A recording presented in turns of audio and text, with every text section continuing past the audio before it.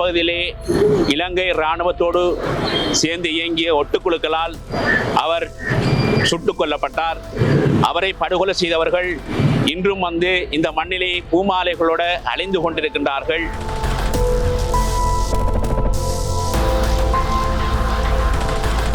ஒரு இராணுவ தளபதி அவரை அழைத்து நீங்கள் தமிழ் தேசியத்துக்கு அரசியலுக்கு சார்பான கட்டுரைகளை எழுதுகின்றீர்கள், அதை எழுதுவதை நிறுத்துமாறு அவர் எச்சரிக்கை பண்ணப்பட்டது.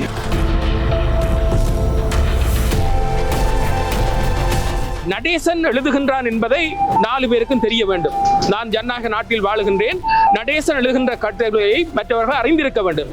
நான் ஒளிந்து மறைந்து எந்த கட்டுரையும் எழுதிக் கொள்ள விரும்பவில்லை என்று கூறினார்.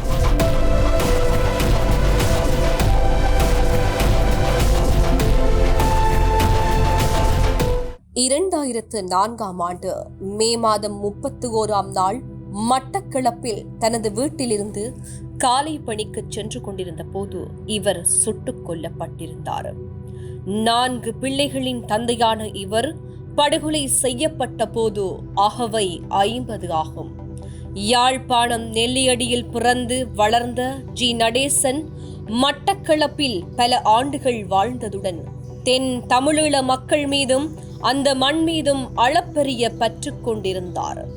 நீண்ட காலம் ஊடக பணி செய்து அனுபவம் பெற்றிருந்த இவர் ஊடகத்துறையில் முழு நேரமாக பணியாற்றாது விட்டாலும் ஒரு முழுநேர ஊடகவியலாளன் ஆற்றும் பணிக்கு ஈடாக அல்லது அதற்கு மேலாகவும் தனது ஊடக பணியை செவ்வனே ஆற்றி வந்தவர்.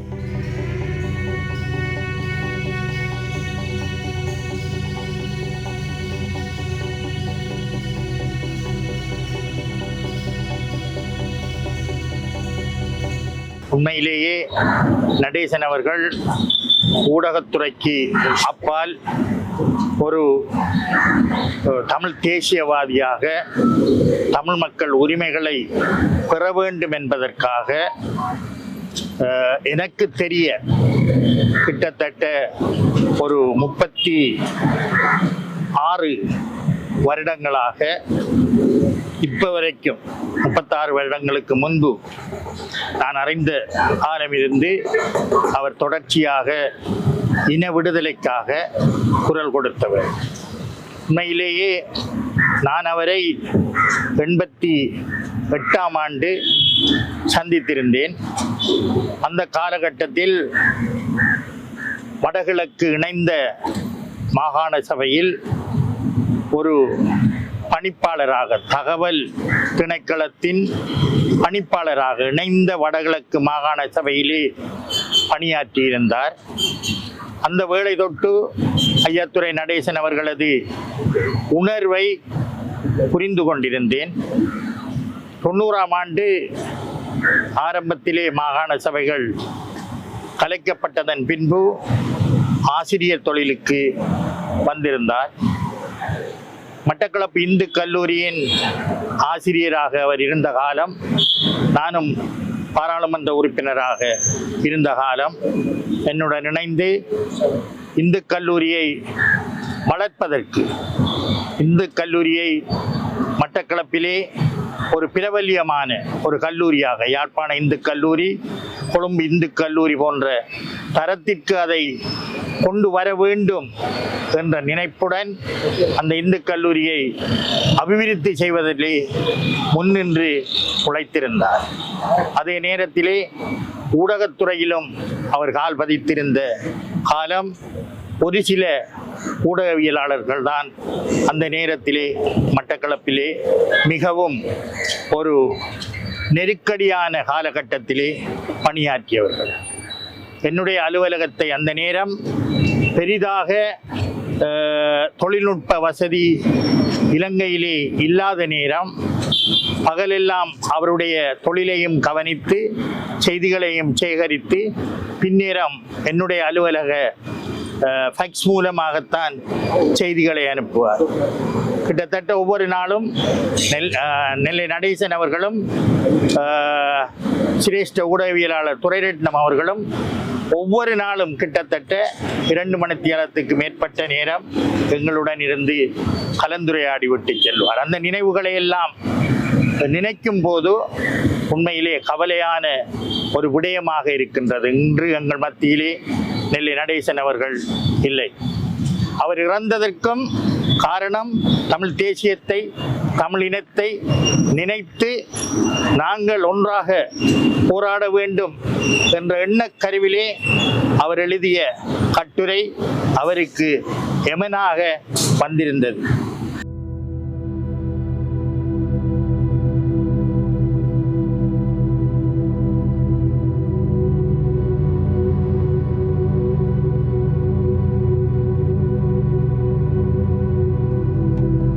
இவரது பணிக்கு சாகித்ய விருது, சிறந்த ஊடகவியலாளர் விருது, ஆளுநர் விருது போன்ற பல்வேறு விருதுகள் வழங்கப்பட்டமை இவரது ஊடகப் பணிக்கு கிடைத்த சான்றுகளாகும். இவர் படுகொலை செய்யப்பட்ட பின்னர் கூட தனது தலை சிறந்த ஊடகப் பணிக்காக மதிப்பளிக்கப்பட்டவர். 20 வருடங்களுக்கு மேலாக கொழும்பு வீரகேசரி பத்திரிகையின் செய்தியாளராகவும் நெல்லை நடேசன் என்ற பெயரில் பத்தி எழுத்தாளராகவும் இருந்தவர் இவர். 1997 ஆண்டு முதல் லண்டனை தளமாக கொண்டு இயங்கிய IBC வானொலி, கொழும்பு சக்தி தொலைக்காட்சி உட்பட ஏனைய பல ஊடகங்களுக்கு தனது இறுதி மூச்சு வரை பணியாற்றியவர்.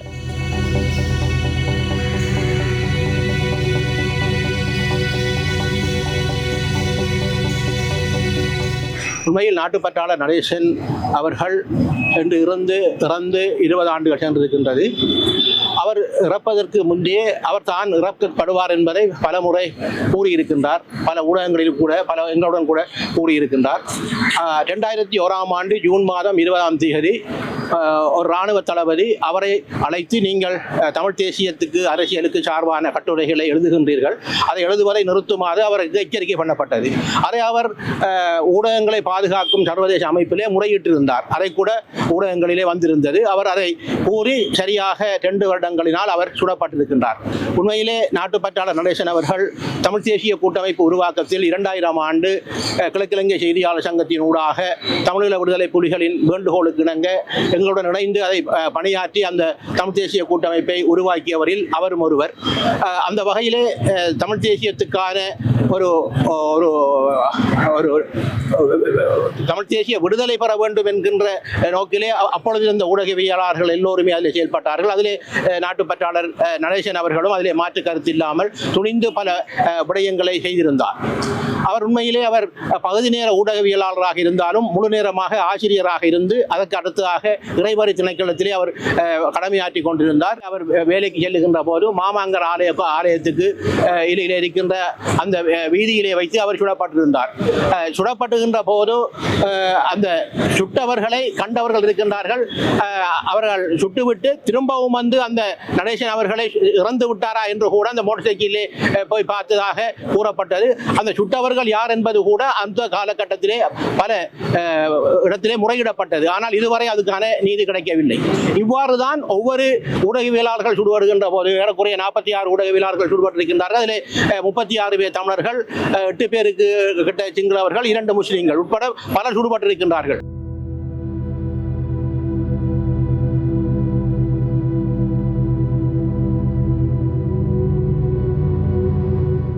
மட்டக்களப்பு மக்கள் மட்டுமன்றி இன அழிப்பை அதிகம் எதிர்கொண்ட தென் தமிழீழ மக்கள் மீதான இனப்படுகொலைகள் பற்றிய விவரங்களையும் விரல் நுனியில் வைத்திருந்த இவர் அந்த மக்கள் நினைவு கூறப்பட வேண்டும் என்பதிலும் அந்த படுகொலை பற்றிய விவரங்களை ஏனைய மக்கள், குறிப்பாக இளையோர் அறிந்திருக்க வேண்டும் என்பதிலும் கரிசனை கொண்டிருந்தவர்.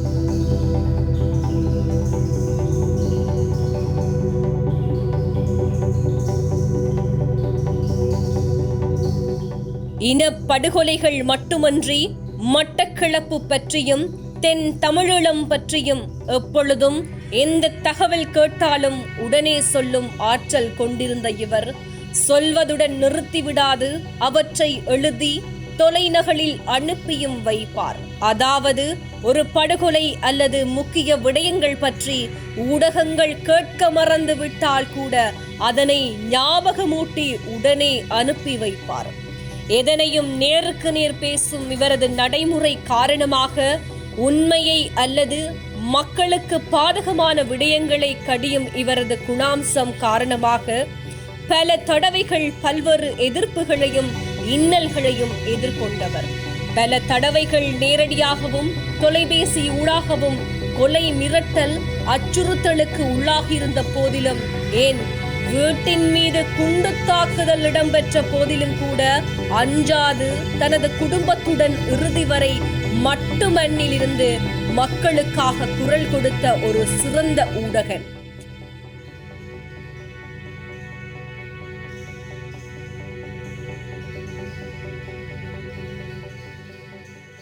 ஜி. நடேசன் அவர்கள் படுகொலை செய்யப்பட்டு 20 ஆண்டுகள் கடந்திருக்கின்றது. அதற்கான நீதியோ நிவாரணமோ இதுவரை கிடைக்கவில்லை. உண்மையில் இந்த நாடு ஒரு ஜனநாயக நாடு என்பதை காட்டிக் கொண்டிருக்கின்றது. ஆனால் நடைபெறுகின்ற சம்பவங்கள் எல்லாவற்றையும் பகுத்து தொகுத்து பார்த்தால் ஒரு சர்வாதிகார ரீதியான போக்கில் தான் இது போய்கொண்டிருக்கின்றது. ஜி. நடேசன் அவர்களை பொறுத்தமட்டில் அவர் இந்து கல்லூரியில் என்னோடு ஒரு ஆசிரியராக இருந்தவர். அந்த நேரத்தில் அவருடைய கருத்துக்கள் மிகவும் துணிகரமாக இருக்கும். ஒரு தடவை நான் இந்த பஸ் நிலையத்திற்கு முன்பாக அவர் நின்ற போது அவரிடம் கேட்டேன், உங்களுடைய கட்டுரைகளை நான் ஆழமாக பார்ப்பதுண்டு, தயவு செய்து இனிமேல் உங்களுடைய சொந்த பெயரில் எழுத வேண்டாம் என்றால் நீங்கள் உங்களையே வெளிப்படுத்திக் கொண்டிருக்கின்றீர்கள் என்று கூறிய போது அவர் சொன்னார், நடேசன் எழுதுகின்றான் என்பதை 4 பேருக்கும் தெரிய வேண்டும். நான் ஜனநாயக நாட்டில் வாழுகின்றேன். நடேசன் எழுதுகின்ற கட்டுரையை மற்றவர்கள் அறிந்திருக்க வேண்டும். நான் ஒளிந்து மறைந்து எந்த கட்டுரையும் எழுதிக் கொள்ள விரும்பவில்லை என்று கூறினார்.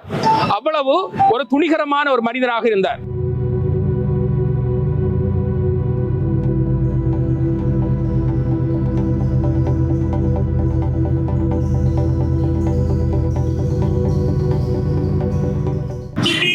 நாட்டுப்பற்றாளர் நடேசன் அவர்களுடைய 20ஆம் ஆண்டு நினைவேந்த நிகழ்விலே நாங்கள் கலந்து கொண்டிருக்கின்றோம்.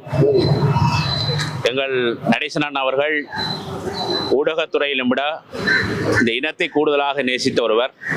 அவர் இன்று மடிந்து படுகொலை செய்யப்பட்டு இன்றைக்கு 20 ஆண்டுகளை கடந்து நிற்கின்றது.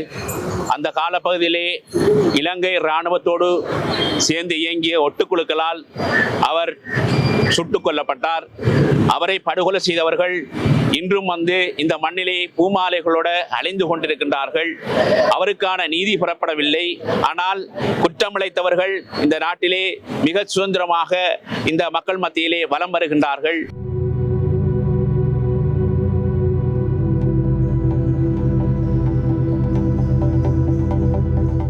மட்டக்களப்பில் ஸ்ரீலங்கா படையினரது கட்டுப்பாட்டில் இருந்த நகர் பிரதேசத்தில் வாழ்ந்த போதிலும் அவ்வப்போது தமிழீழ விடுதலை புலிகளின் நிர்வாக கட்டமைப்புக்குள் ஏனைய தென் தமிழீழ ஊடகவியலாளர்களுடன் சென்று அங்குள்ள மக்களின் பிரச்சனைகளையும் கஷ்டங்களையும் வெளிக்கொண்டு வந்தவர்.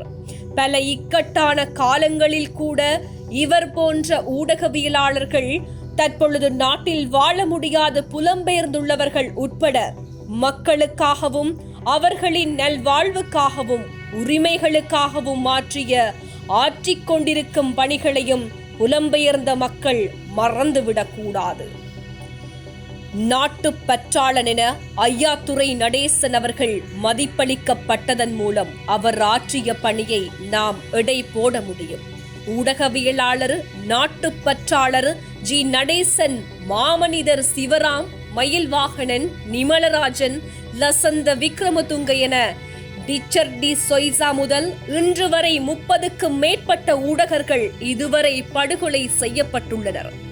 இவர்களை படுகொலை செய்தவர்கள் யாரென்று தெரிந்திருந்தும் அவர்கள் தண்டிக்கப்படவும் இல்லை. இழைக்கப்பட்ட உயிர்களுக்கு இதுவரை நீதி கிடைக்கவும் இல்லை.